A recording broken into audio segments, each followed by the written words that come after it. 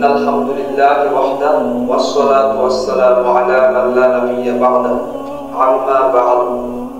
সমস্ত প্রশংসা আল্লাহ তাআলার জন্য এবং দরুদ ও সালাম বর্ষিত হোক প্রিয় নবীর প্রতি সাল্লাল্লাহু আলাইহি ওয়াসাল্লাম।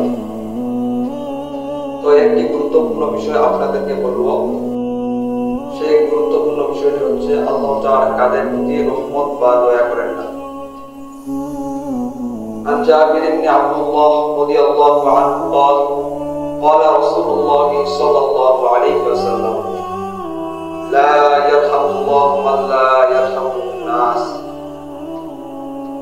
জাবের ইবনে আব্দুল্লাহ রাদিয়াল্লাহু আনহু হতে বর্ণিত, তিনি বলেন রাসূল সাল্লাল্লাহু আলাইহি ওয়াসাল্লাম বলেছেন, আল্লাহ তাদের প্রতি দয়া করেন না যারা মানুষের প্রতি দয়া করে না। এই হাদিস থেকে আমরা যে বিষয়টি স্পষ্টভাবে বুঝতে পারি, যদি আপনি মানুষের উপকার যদি না করেন তাহলে আল্লাহ তাআলা আপনার উপকার করবেন না। যদি আপনি মানুষের উপকার করেন তাহলে আল্লাহ তাআলা আপনার উপকার করবেন। তো কেউ যদি কখনো বিপদের মধ্যে পড়ে, আপনার করণীয় হচ্ছে তাকে বিপদে সাহায্য করা।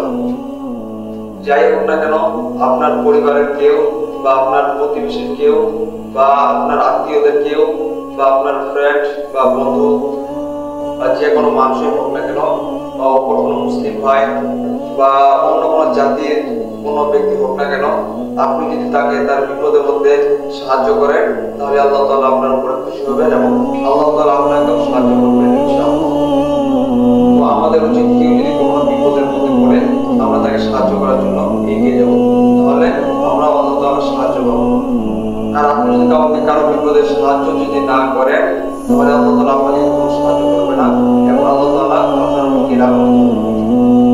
একটা মানুষ বিপদের মধ্যে পড়েছে, আপনার সামর্থ্য আছে, আপনার শক্তি আছে তাকে উদ্ধার করার, কিন্তু আপনি যদি চুপ করে থাকেন তাহলে আল্লাহ তাআলা আপনার উপর রাগান্বিত হবেন।